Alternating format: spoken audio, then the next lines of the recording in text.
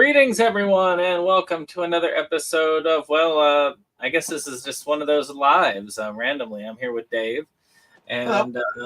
and we're also on Delusions of Grandeur, so you could be watching us from one or two sources. And this is another pickup. I have a theme this time, but I'll go into it after I do a very quick show off. I got two new games that I wanted to show off. Over a weekend that I went out to Tyson's Corner, Virginia, which is up close to DC, and they have one of the biggest malls on the East Coast. And I got some video games over there. The first one was a fighting game called the Capcom Marvel vs. Capcom Fighting Collection, which is all of the Marvel fighting games that came to arcades, including Marvel vs. Capcom 2. Obviously, we've got X-Men Children of the Atom, Marvel Superheroes, X-Men vs. Street Fighter, Marvel vs. Capcom, Marvel vs. Capcom 2, and Marvel Superheroes vs. Street Fighter, as well as an add-on, which is the Punisher beat-em-up game that they used to have, where you can play as Punisher or Nick Fury. Kind of cool. And so it's a pretty cool collection. The only issue I have with it is that I was so used to the original version of Marvel vs. Capcom 2. And this one's just the arcade, so there is no like local multiplayer. So you have to do multiplayer online. And a lot of it is a lot of the fun stuff, like the practice modes and stuff like that, is stripped from it because you don't have practice mode in the arcade. But it's still fun. I still say Marvel vs. Capcom 2 is one of the best fighting games ever made, and I still hold to that. Then I also got the Capcom Fighting Collection 2. Now, this one has Capcom vs. SNK Pro, Capcom vs. SNK 2, which is, in my opinion, the second best fighting game ever made. Capcom Fighting Evolution, Alpha Street Fighter, so Street Fighter Alpha 3, Power Stone 2, Project Justice, and Plasma Sword. So some fun games on that as well. All the arcade games.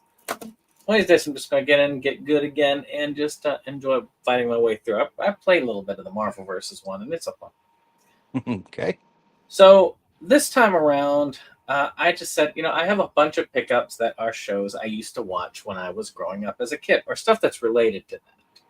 So I thought I would ask Dave. It's like, hey, why don't we just do some fun, like, show-offs of some stuff that we had as kids growing up.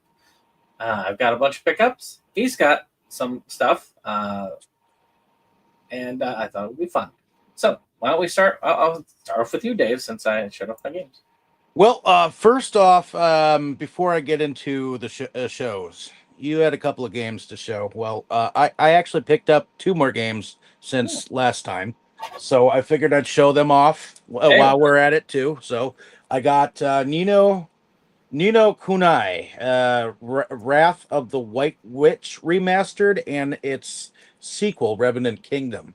Now I started playing it on the PS3 thanks to you, but since I've got the PS5 system, I needed to upgrade, and unfortunately, they only ported them to the PS4 system.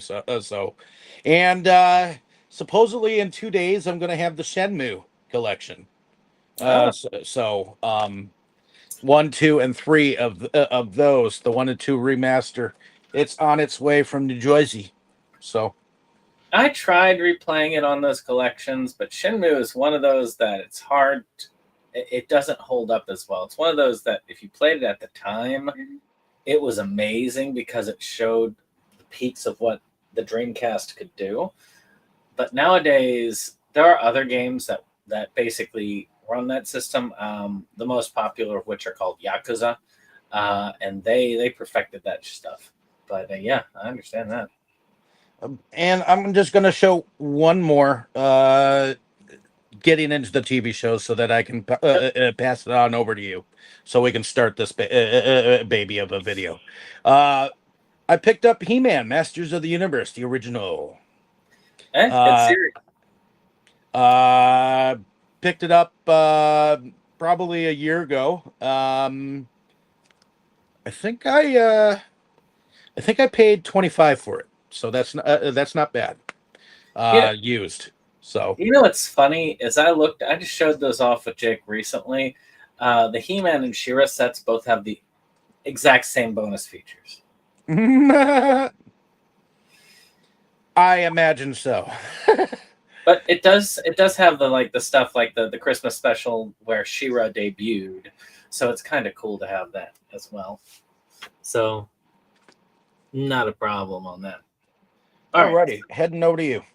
So this one is a multi-partner, really, but I'm going to just show them off. So I got some of these when Disney Movie Club was shutting down, and Disney was a big part of my childhood. And you'll see some Disney here, but it's not all Disney, so no worries. But this, a lot of these are probably going to go into storage after this because I want to watch them once, but I don't need to watch all of them because most of them are extras on other stuff. But I did love having the set, which is the Walt Disney Animation Collection Classic Short Films. So, like, this is Volume 1, which includes a litho print, which I don't think this one does anymore because I got this one used. But wait, what do you know? It does. It does still have the print. Hard to believe. It has on it Mickey and the Beanstalk, The Brave Little Tailor, Gulliver Mickey, Through the Mirror, and Mr. Mouse Takes a Trip. I think one of these days I'm just going to have to do like a full-on watch through of all of these before I put them up. Yeah, some of those collections were various animations that were pulled from some of those metal Disney treasure that they tried to say was vault, only material, Well, some of this stuff is definitely out of print, that is for sure. But a lot of it, if you look at a lot of Disney films, they just threw them on different Disney films as extras. One I'm still trying to find is Morris the Moose, which I'm not sure if that's on any of those, but I know I like the original, The Reluctant Dragon. Well, you'll see, you'll get to hear everything on them because I'm going to go through all of them. Volume 2, The Three Little Pigs, the main headliner. We know that one, right? Yep. The big Who's bad afraid of the big bad wolf? The big bad wolf, the big bad wolf. Then we have Three Little Wolves, and then Lambert the Sheepish Lion. I'm sure you know that one too. I remember Chicken that Little. one. Chicken Little's dark as hell. I know, right? I rewatched that and I was like, they all die. There were a lot of Disney ones that were dark as hell. The Three Blind Mouseketeers, and Elmer the Elephant. Okay. Then we have The Prince and the Pauper. I've actually watched most of these, so I only have a few more to look through. Which has The Prince and the Pauper 1, which is a newish one that they did. The Pied Piper, Old King Cole, A Night for a Day, and Ye Olden Days. Which has like, so you have some pretty cool ones there. Mm-hmm. Volume 4, which actually is one of the ones I got off Disney Movie Club because it's brand new, which has The Tortoise and the Hare on it. So that's Volume 4.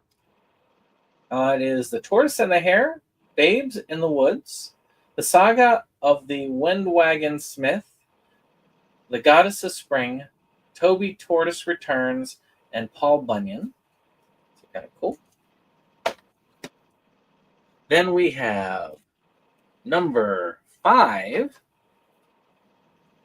which already is one that I have already because I have the Mr. Toad along with because they had the Ecopop Crane plus Mr. Toad, which that one does stay in my collection because that's perfect for Halloween time. Because of not Mr. Toad, but the Ecopop Crane one.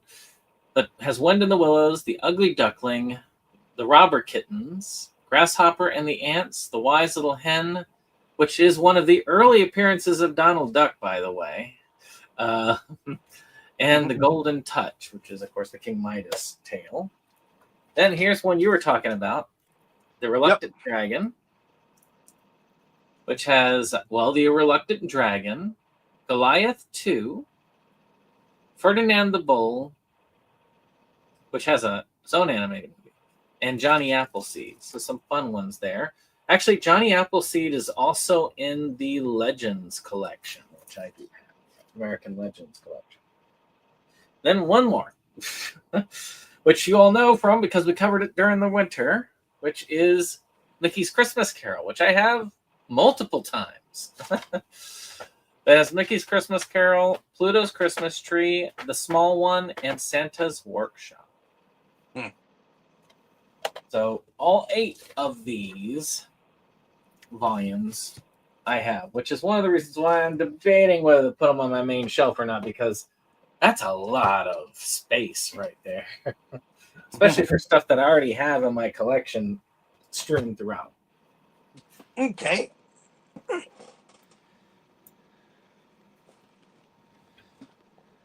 Oh, sorry. I tried switching it. There it goes. Nope. Come on. There it goes. All right. So with He-Man, of course, I also have She-Ra, Princess of Power, the complete original series. Special features. Which, yeah, and the same special features, yes. Yeah, glad I picked these up. I still have to do a watch through because I used to watch it when it came on the Hanna-Barbera channel and before it was Cartoon Network. Definitely glad that it's in the collection. She still looks sexy as all hell. So it kind of makes me mad that the Netflix adaptation had a partial release. It only had the first 3 seasons, and then they'd stopped releasing it. I actually thought it was pretty solid. It doesn't adapt it as well. It's not as true to it as the He-Man one was. But, whatever. Yep. All right, so this one I actually upgraded from DVD to Blu-ray, and that is Pee-wee's Big Adventure. Now, I watched this a lot as a kid. Now, this, of course, is one of Tim Burton's earliest films. It has commentary from Tim Burton, production sketches, storyboards, music-only track with commentary by Danny Elfman, and theatrical trailer. So not a lot. This could use I would like to see a Pee-wee box set that has the show, the production that he had, like the Hollywood production that they used to put on like the play, the documentary that they did, and the 3 movies. That would be really cool. I really like that documentary. If you haven't had a chance to watch it, you should watch it. It does give you a lot of enlightenment about some of the stuff that went on, about that whole thing about the movie theater that got him in trouble in the first place, and then that later charge of indecent material, which everybody at that point said that he was, a pedophile and all that. But then I saw the picture of it, is that he was really into collecting pretty much everything. He wasn't that different from us in that sense. He collected a lot of things. And one of the things he did like to collect was vintage porn. And the cover was actually of a young adult male, because it's all gay porn, because he's gay. But, and you know what? If the dude wants to collect porn and it's adults, then that's fine. There are a lot of us that they could find our porn stashes and be ashamed of us, But that was still great movie. Well, I have no problem saying that I love vintage porn. But anyways. So next I have this is the 1960s animation of Spider-Man. Spider-Man does whatever a spider can. That's where that originally came from. I mean, before some dude bro surfer decided to strum a guitar in the Spider-Man movie trilogy. You know, I mean, this was the show to watch. This was to me even better than Superman. I'm sorry, but Spider-Man kicks ass. So I mean, I love Superman and I love the DC universe, but Spider-Man is probably outweighs him by far. So, anyways, Oh moving yeah, on. I'm a big Spider-Man fan. And I like that series. My favorite series is going to be the '90s one, but that's because I was a teen when that came out, and I was the '67 one came out before I was born. But Stan Lee was still young and virile at the time. So we're back to Disney. We're going from Disney to WB to Disney. I have the first 3 seasons of The Adventures of the Gummy Bears. I debated this because I'll never be able to finish the series because they only release these first 3 seasons. But I feel like it didn't have much of a definitive story or end, so it might just be fun just having these. I've learned that I can kind of live without completing certain things, especially since things are now open ended to where there is no completing anything nowadays. But essentially, this was this story about these, well, bears essentially, and they had these berries they picked, and they made this juice that made them like bounce. But the humans, when they drank the juice, could become super strong, so they wanted to, get the juice for themselves. And that Plus, was they had a jazzy title song. So, Gummy Bears, exactly. anywhere, you know.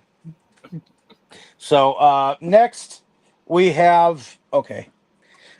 My childhood didn't always consist of your random everyday Saturday morning cartoon. It also consisted of many adventures from many different shows, and this is the Wild Wild West, not the Will Smith version.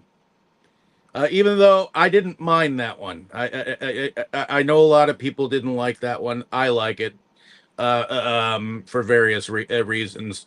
But I enjoyed this show and its corniness and its trains and its bikini-clad females and three-piece suits, and Dr. Lovelace. So, it was pretty rad in here. So I like this collection, and even though it doesn't exactly entirely fit on your shelf. It's pretty cool. It's got, I mean, and I do have to say that the way that they have these sitting in this paper ass sleeves is pretty Let's success. destroy the DVDs while we're at it. But yeah, that being said, I mean, it's a good series. There are even 2 movies like after, like reunion movies, Wow, which I wow. still yeah. So I still have to do a run through of this. I got this for Christmas like quite a few years back. So It's is the Will Smith one anything like the series? I never watched the original series or the Will Smith one for that matter, but at least I know what that one's about. um it tries to be. I mean, it's I feel like it gets the corniness of the series. So Will Smith brings his own style to it. So that's a little different. I mean, they pretty much switched a white man to a black man. So a colored man. Sorry. And I think Will Smith at the time was at the height of his game. It just wasn't the best film for him. If you care about the uh, blockbuster end of things, so it tanked at the time, if I remember correctly. It's But got kind of a cult following these days, I guess. But it I was never watched it, so I couldn't care one way or the other. I'm I'm a weird person about westerns. I have some I liked, but they're very few and far between. So I'm going to show something that's definitely and it took a series and up the ante. It wasn't the cat that just jumped up on there. It is Batman, the complete animated series. So I used to have a pretty large set, but the DVDs were starting to get damaged, I guess, from time. So I said, I'm going to just upgrade it to the Blu-ray set that's up here, because Blu-rays do last a little bit longer.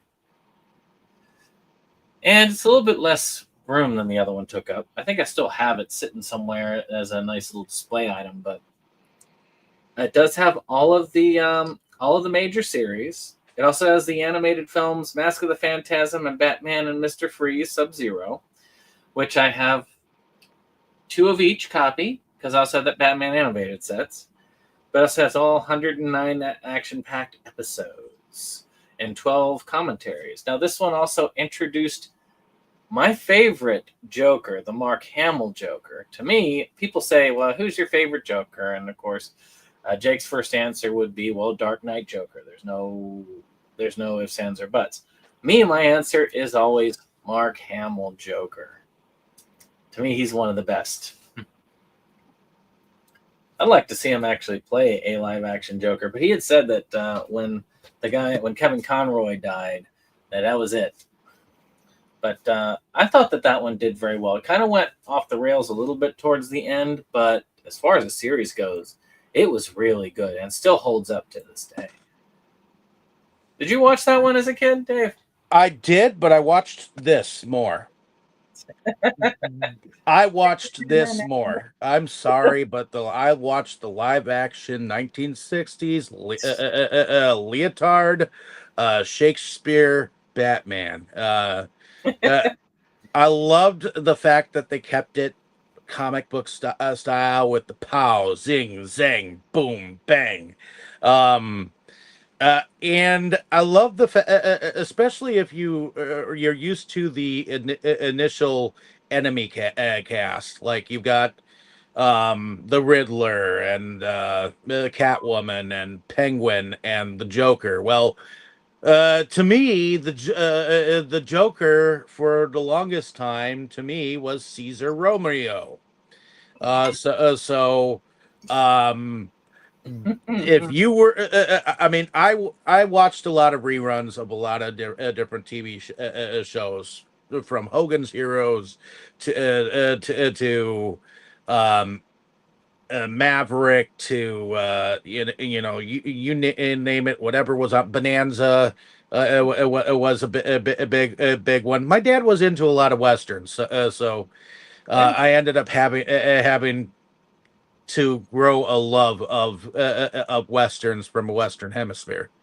So, but Batman the 1960s is an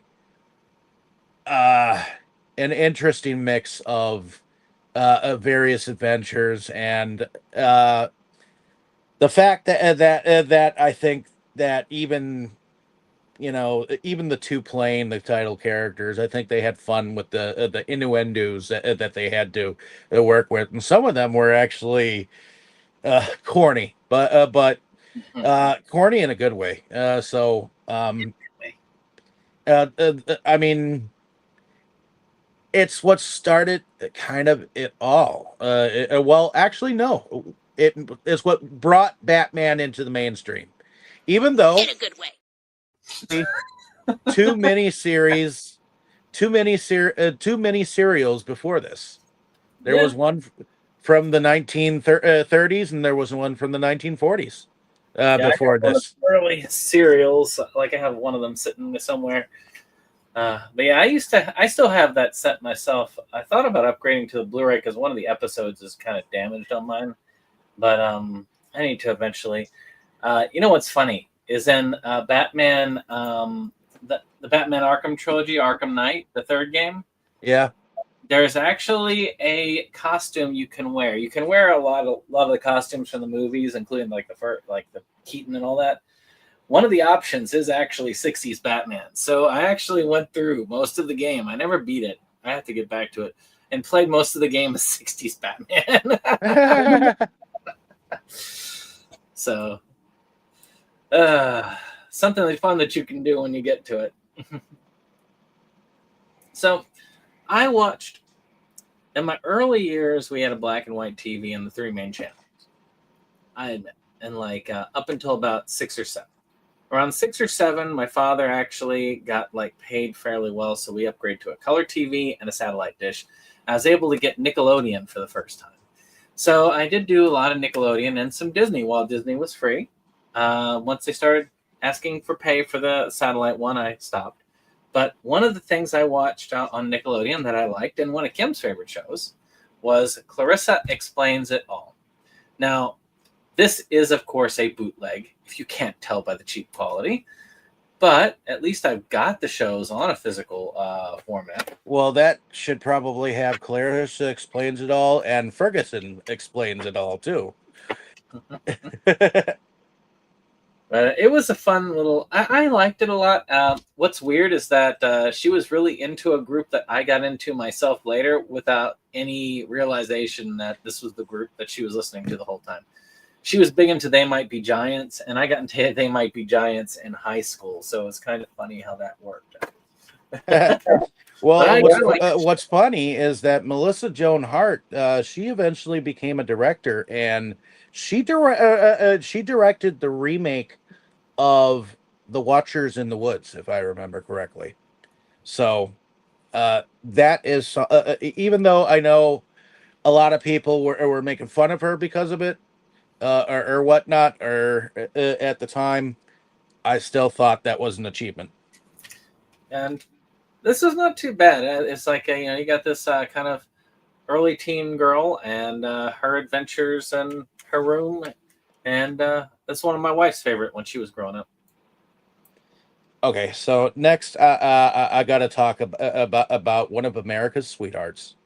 Unfortunately, by the time she grew to be an adult, Hollywood had already been trying to forget about her.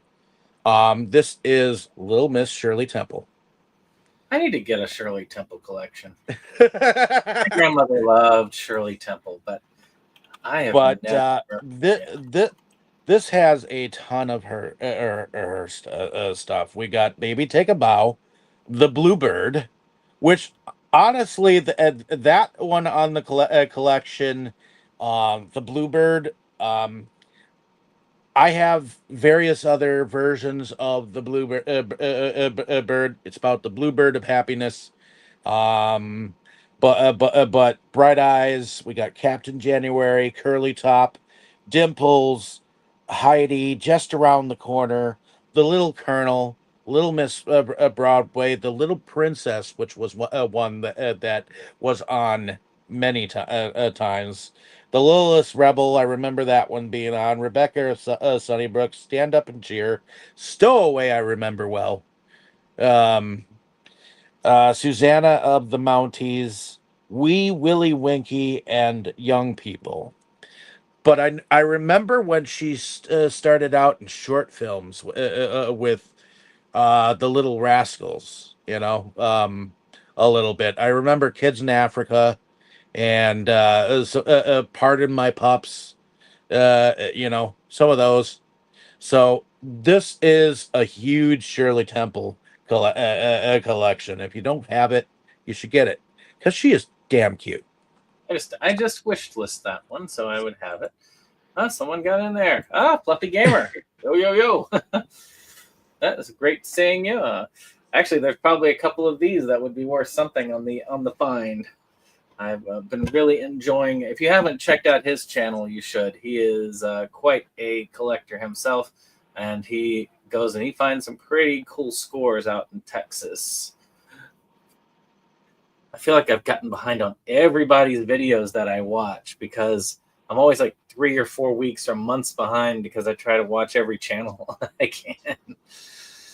But I love those channels. Actually, it was Fluffy's channel that got me into the Rebel Gaming Club, which I'm eternally thankful because Dan's a good friend, and I just really love that group. They're just amazing people. But where was I? Well, this is a documentary, and this was one of those long ones, but I thought this actually had some relevance over when I was younger, and that is FPS, first person shooter. I agree, Dan is freaking awesome. Matter of fact, he did the theme song for SeptumSin versus the World and the theme for Amityville Webcam. Anybody who's willing to do a song about a possessed webcam is an amazing individual in my book. So this is a documentary about, well, first-person shooters. And as a kid, I was a big gamer. Now I've got like 4 hours a week to game because I'm working most of the time and then using every spare like moment of my time just trying to catch up on things. But this one, it was well worth watching because it goes all over the first person spectrum from the first original ones to so on. And I did a lot of that when I was younger. I liked getting together with friends. We didn't do the LAN parties because I didn't have a computer that I wanted to lug around with me, but I watched them lug their computers around. So, hey, if you haven't watched this, you should definitely check it out. All right. If you were any kid growing up in the 90s, this is a show that you really got into. Never heard. The Teenage Mutant Ninja Turtles. Of course, if I remember correctly, this came after at least the first movie. If I remember correctly, because the animation was not first. The movie was. And then the animation. So 90s. Actually, pretty no. sure. 87 was the cartoon, and the first movie was 90. Really? Yeah, I figured that much because it's like I figured that they used because they based the movies more off of the love of the cartoon. I was pretty sure. I mean, if they had based it purely off the comics, it would have been dark as hell. Well, this is the series that I got into, and I also got into the games when they began to come out, more or less when I was in like when I went to the Ground Round here in Milwaukee. I don't know if any of you remember any of that that restaurant, but there were a lot of those in the city of Milwaukee, and they would have either the Teenage Mutant Ninja Turtles 2, the arcade game, and then they'd have the Simpsons arcade game. I don't think anybody would have passed up that Teenage Mutant Ninja Turtles one with the 4 like sticks. And I agree. The first 2 movies were good. The other movies, well, I've seen them now. Corey Feldman was in the 3rd movie. Yeah. And for some reason, I like the way that they did Bebop and Rocksteady in the new ones. But other than that, no. I was even though I collected them, I was kind of out of them. But anyways, I've never seen the Michael Bay one, or the newest one that they did. I've only seen like the first 3 live action ones, and then they did an animated one that kind of looked like a video game which we covered on our channel. Oh yeah, did we? Yeah, we did. Ugh. But that arcade game though, if you could get some friends together, it was great. If you get all 4 turtles on the screen, and they let you do that with the new TMNT collection that they have. The You can get Kawabunga collection. Yeah, you can get 4 friends together and do it. Oh yeah. You know, I mean, it looked like it could be fun. I just never got to watch them. I think that's the story of my life, isn't it? It's like That's so the much story more. of your life. It's like I'm watching it constantly, and I keep missing stuff. It's like it's in my eventual list. That's why I like our groups. We get to cover a lot of the stuff we never watched. Well, it's like tonight's movie. I am so glad that I've watched that thing constantly because I was able to get through like maybe the first episode, and I'm gonna have to go off of memory because time. And Kim wanted to watch it with me, and when Kim wants to watch it with me, then I've got to do it on her time. So I'll probably finish it, but I'll finish it after the show's done. Which, by the way, discussion at 9 o'clock Monday night on the 23rd Eastern time. The Stand miniseries we're covering. So, some of y'all must have known this. Of course, you know the real Ghostbusters, but then there were the real Ghostbusters, Filmation's Ghostbusters. I don't know if you remember this one. I remember it a little bit. So, they actually had a hard time getting the name because of the show, the original live action show that had the original Ghostbusters name. So when Dan Aykroyd and them were trying to make the movie, they actually ran into that. And of course, Filmation got to keep the name, and they used that to their advantage. So that's why when they did the Ghostbusters cartoon that had the others in it from the movies, they had to call it the real Ghostbusters because they couldn't say the Ghostbusters. And I love it. And to this day, none of the movies have gotten Slimer right. Well, this one doesn't even have him. But unfortunately, this is a bootleg because, well, the original is just so hard. You can't get all of it, first off, and legit. And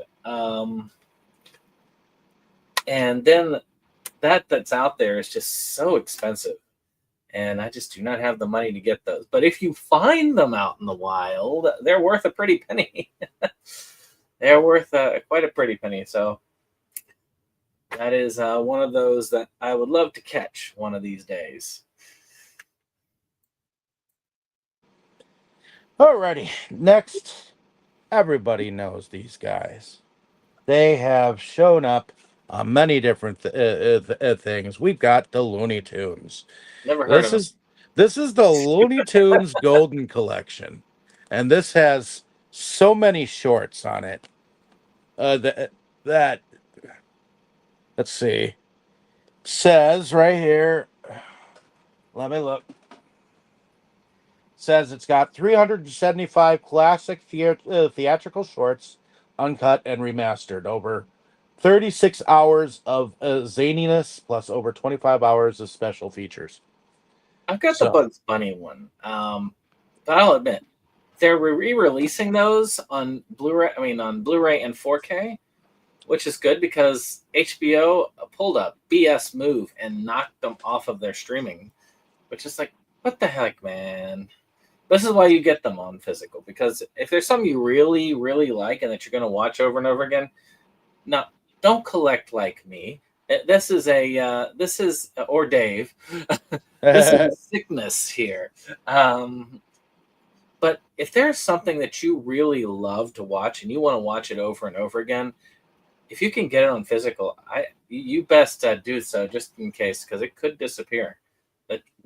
Or find a way to store it in some way, be it legal or not. So here's one that's fun. And I'm sure Dave will have something to say about this. MTV had some pretty cool stuff. And I really liked this when I was a teenager. I was a late teen when this came out, but it's still childhood. Late teenagership is still childhood. Most late teens wouldn't say so, but I agree with that. I'm old enough to where teenage years is far off away. But this was The Max. Now, I used to like to watch all of those when I was a teen, because that was when, well, actually, MTV started putting these out when I was a teen.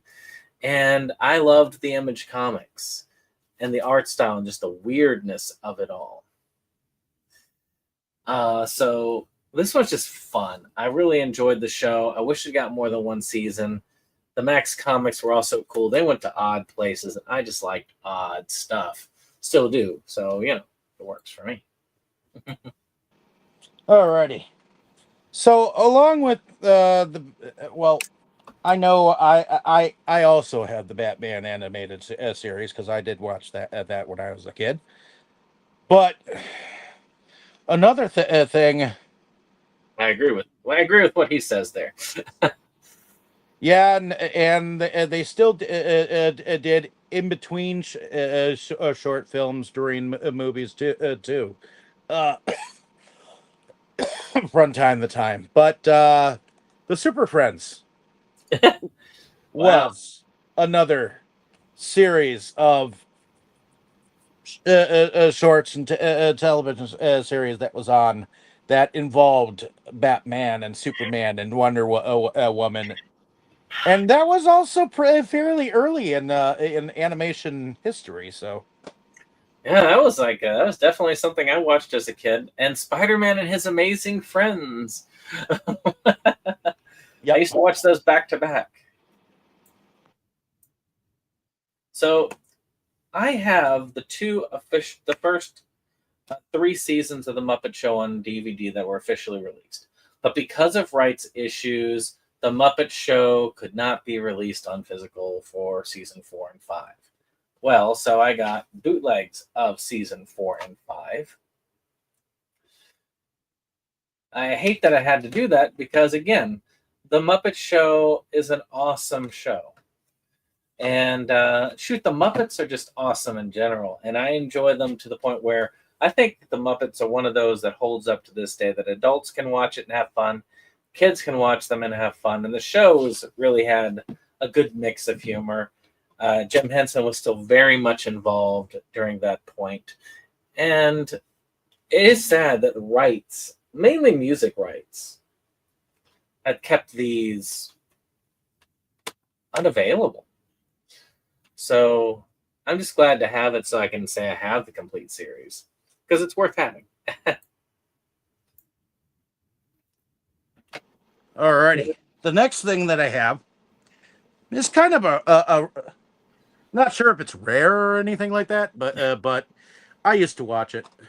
Found out that it originally had only 13 episodes, but we also got a 80s movie from it, The Garbage Pail Kids.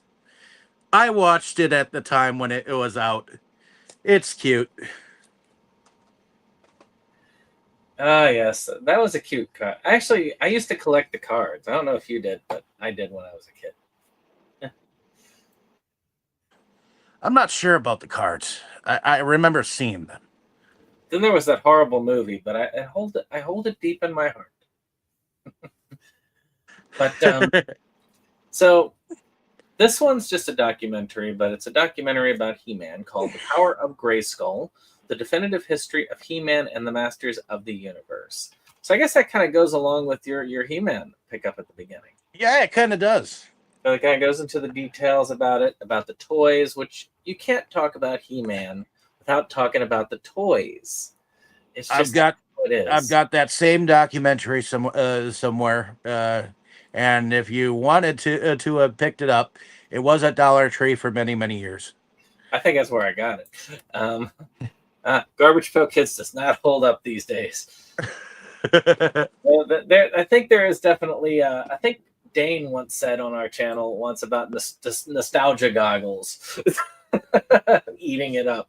I do think that if you're watching it off the bat, it's probably not holding up too well. Actually, all right, Dave. All right. Because Next, I have Real Monsters. Old school Nicktoon. Yes, Nickelodeon was the best when it came to television series, and this was one of the more zanier ones. I thought the monsters were pretty dope. Yeah, at first they were a little weird, but they were up my alley eventually. So um, on a watch, I've watched a couple of episodes. Still need to watch the entirety of it, but I think it holds up pretty good for the 90s myself. So, well, I mean, it does in a lot of ways. I think some of those Nicktoons hold up pretty good. I stopped watching around that time, actually. It was around that time, was that around the end of when I was watching them, because I was in my late teens by the time that one and Rocko's Modern Life came out. Then when SpongeBob came out, I was a full adult, and I didn't get into the SpongeBob. Neither did I. So this one is one that I really wish would be released as an official Blu-ray set, which is the Salute Your Shorts series. I watched that series constantly as a child, but there's no real official release that I know of, anyway. I mean, There's only I like, thought that they only had a couple of volume sets out, and that was it. and that's sad because it was such a fun show. You had some amazing actors that are still kind of known this day. I mean, you got Michael Ray Bauer, who's really awesome. You know, I actually had approached about that, and I need to follow up again because he was showing them at one time. Is he still doing it? Because I would love for something to go to somebody involved in that series, because I got this thing like 10 years ago, which I've yet to show, which shows how bad my collecting is. But I do want to try and do something to help somebody that was involved in it at least. So that would be kind of cool to do. So yeah. Also, he has had fun stuff on his channel as well. If you've checked that out, a lot of cool people and a lot of cool memories. I mean, who doesn't have the song go through their head if they haven't seen it? Did you watch that one when you were a kid, Dave? Which? Salute Your Shorts. I did when it was on. I mean, it wasn't. It wasn't. I remember watching Hey Dude. I think there was something at the time. I think it was a Nickelodeon show, wasn't it? Oh yeah, Hey Dude was a Nickelodeon show. That one actually did come out with one. Yeah, just not a full complete set. Viacom But create an official set. Give him a whole bunch of ones to sell so that he can get some extra money off of it. But anyway, my next pickup is Inspector Gadget. That's a valuable set too. That's actually majorly out of print. Yes, and unfortunately, even though this is out of print, it is not a remastered set. I mean, it is straight from television or whatever the fuck they found at the time, instead of actually remastering it in HD or taking a video camera of the TV. Yeah, I almost feel like that, because you can tell that they didn't even care about tracking on some of the episodes. So I started watching this this series on the set, and I guarantee you, it's not my player. It's so, yeah, it is what is, and what's out there. Oh, they do have a complete series out now. Yes, Yes, Sweet. they do. I actually own a copy of it. Yeah, Hey Dude was one that I watched for a little bit while it was on. Uh, I'll have to swoop one of these days. It's sad about Inspector Gadget. I mean, I did finally get the Get Smart original series, which they kind of really based Inspector Gadget off of. Well, I mean, the main character was the guy who voices Inspector Gadget. Um, but it is sad to see that. I would like to see a good remastered set of Inspector Gadget come up. Maybe then I'll be able to catch it. Because the only way I can do this is if I catch, somebody like just not paying attention to the prices. One of these days I'll go to a place that actually has, like where I live, we don't have many places in the wild that sell. We got some Goodwills, but they rarely keep anything. And we got a Second and Charles, which has some cool stuff, but I swear, you have to like sift. I feel like my sifting bones have gone away over the years.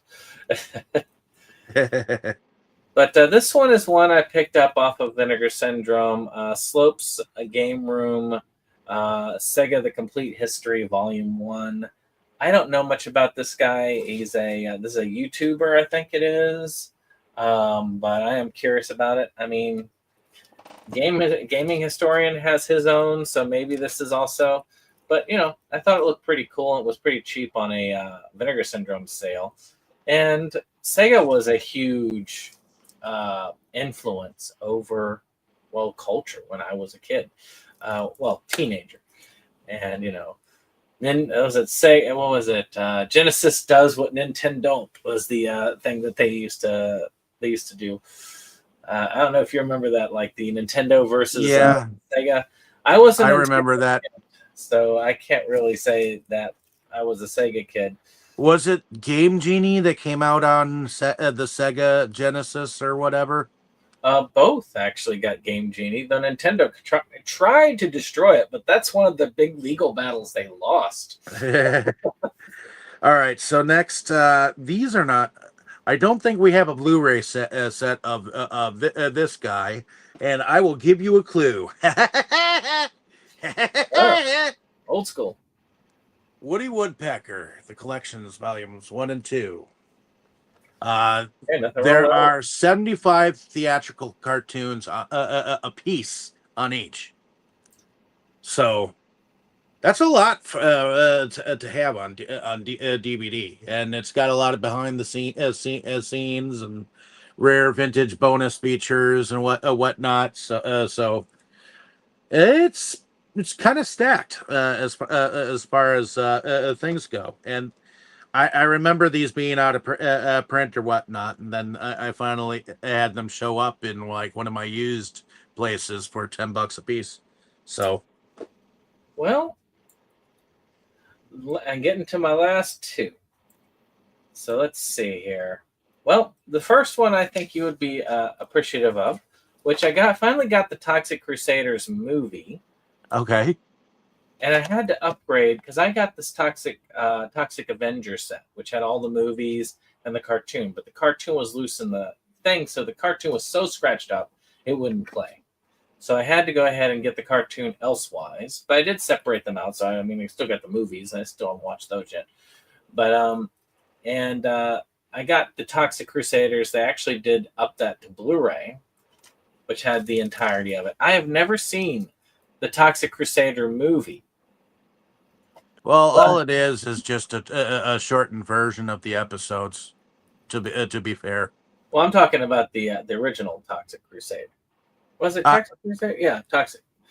Yeah, Toxic Crusaders, the movie, is basically a shortened version using footage from the television series. Well, what I was going to say is, like, I've never actually seen the original movie, like the live action movie. I have yet. You haven't seen the original Toxic Avenger. Yeah, Toxic Avenger. Yeah. If in that case, you better find the Japanese edition of the Toxic Avenger. That's the extended version. So, but this I watched as a child. I don't know if you ever saw this as a child, but I watched this all the time as a kid. I And watched that along with Tales from the Crypt Keeper, the cartoon. it was just cool. The 80s were a weird time. Yes, they were. All right. Was that your last two? I've got one more item. I said last two is our last two. I guess is items. Okay. Like, counts as an item. Like these So, two. I technically have a lot more that I could share, but when Borders was closing down their 3-level madness downtown, and that was a big thing here in Milwaukee because Borders was all over the place for quite some time. This was one of the things I picked up on their discounted thing. I think it was only 20% off or whatnot. But Max Fleischer's Superman, the 1941 to 42 DVD version. Yes, 17 theatrical shorts on 2 discs. It is the authorized edition. The creators were still alive when that was going. Yep. And I also have this version of Superman. Since I'm talking about Superman, I might as well go right down the line. This is the complete animated series of the original Superman. That was on in I think the 90s, if I remember correctly. Let's see. Look at what year this came out. Oh, well, we've discussed this movie on Inside Movies Galore before, but I upgraded it to 4K from my DVD, and I had to make sure that most of the special features were still involved on it, which it does have, and that is the 4K of Who Framed Roger Rabbit. I loved this when I was younger. I don't know how young I was, but I feel like I was still somewhat of a kid at the time. No, it did not come out in 2021. No, it did not. Yeah, it wasn't 1947, 1988. So I was 9 when this came out. And I was psyched that Bugs Bunny and Mickey Mouse were on the same screen. Like Daffy Duck and Donald Duck doing that piano sing together. It was just really cool to see it as a kid. And I really enjoyed this film. I watched it a lot. And I'm going to go with the 4K version. See, my first introduction to Roger Rabbit was through it was on the VHS of Honey, I Shrunk the Kids. Oh yeah, right before the feature, you saw I think it was something called Tooth or something. It might even be an extra on your 4K there. Let's see. Do they have any of the short films of his? Yep, it has all the shorts on it that they had. Yeah, the one where you pretty much meet Boss Baby. Did you have any more that you wanted to show, or are we good? Because I'm done. I suppose I could show one more. Give me 1 second here. All right, I'll put you over here.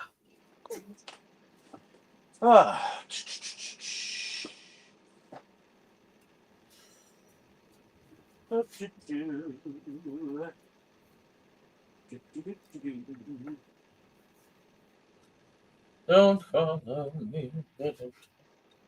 Okay, I think Get my. I will share these two. So, if you were in trouble for any reason at all, you would think of one cartoon. Mr. Wilson! Mr. Wilson! I didn't like how that set and the Heathcliff set were put together. I don't either, but like I've got Heathcliff as well. Because they were put together in a way that the discs would get damaged, and I never liked that. But I have been tempted for those. because I liked both Heathcliff and the Dennis the Menace.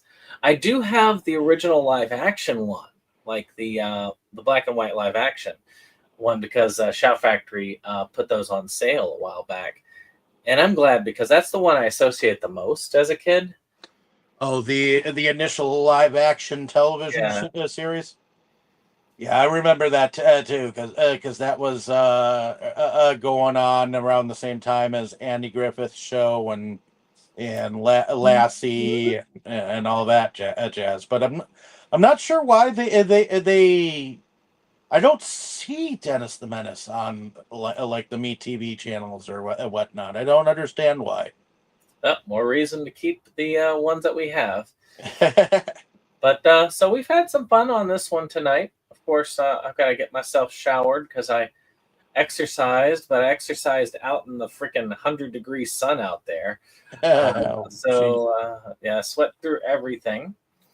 So I'm going to be getting that stuff ready before I go on with Dave and several others to discuss The Stand.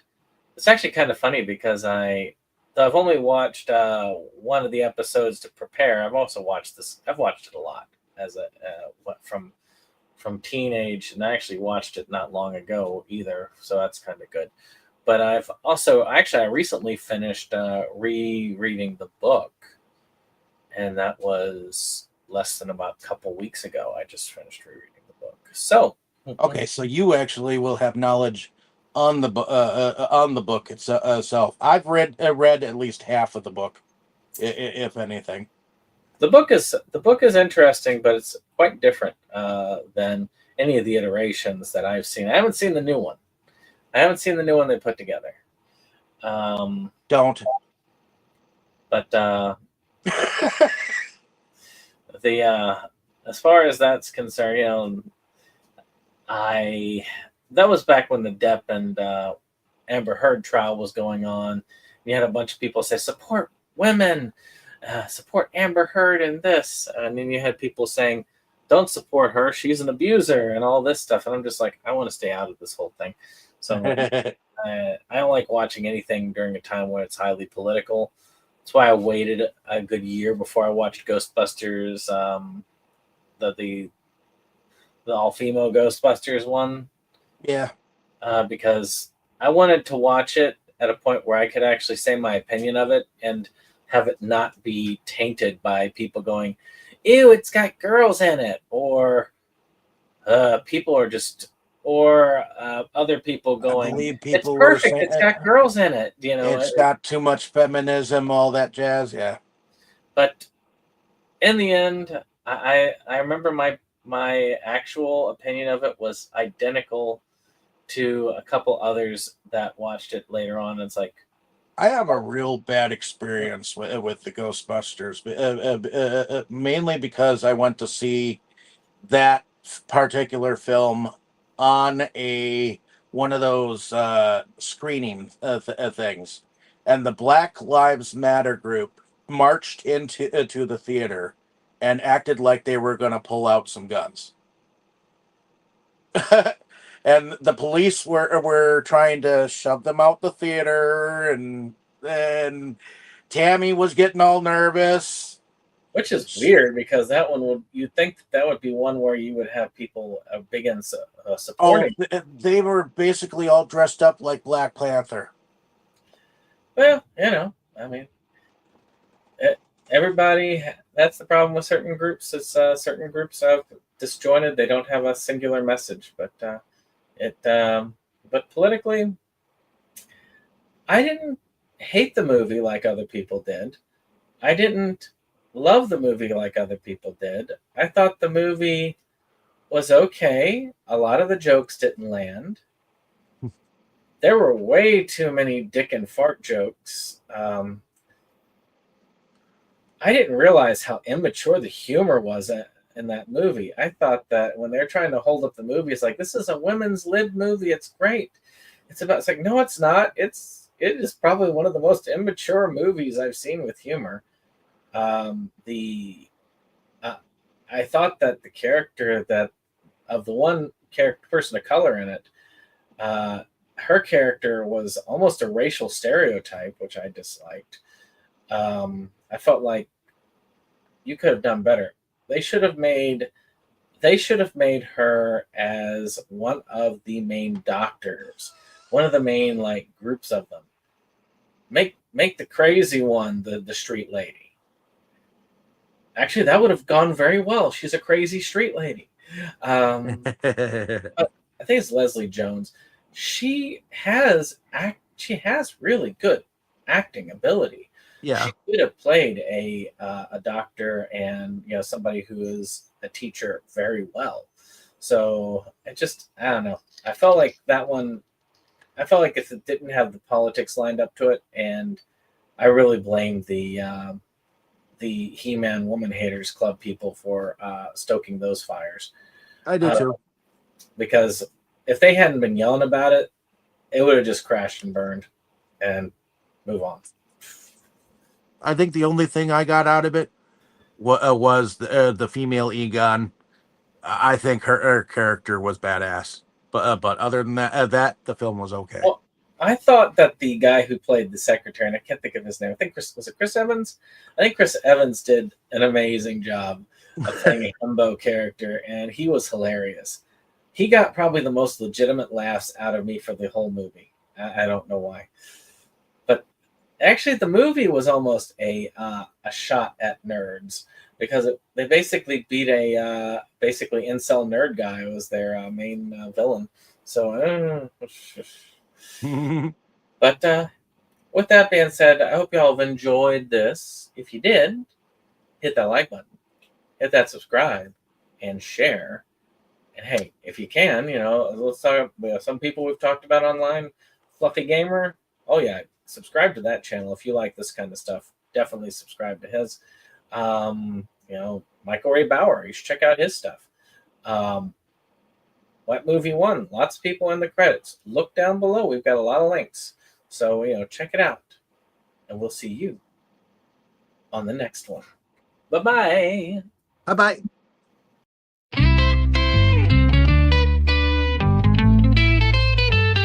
SeptumSin versus the world. It's that place for all the boys and girls. You'll feel real safe, you'll feel real warm. It's a cozy place to ride out the storm. SeptumSin.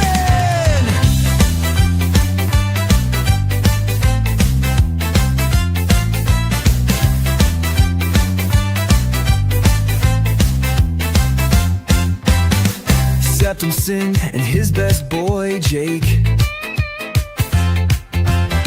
see the trends that scare us every day. Physical media is going to the side. Doctor streaming will rule the world in time.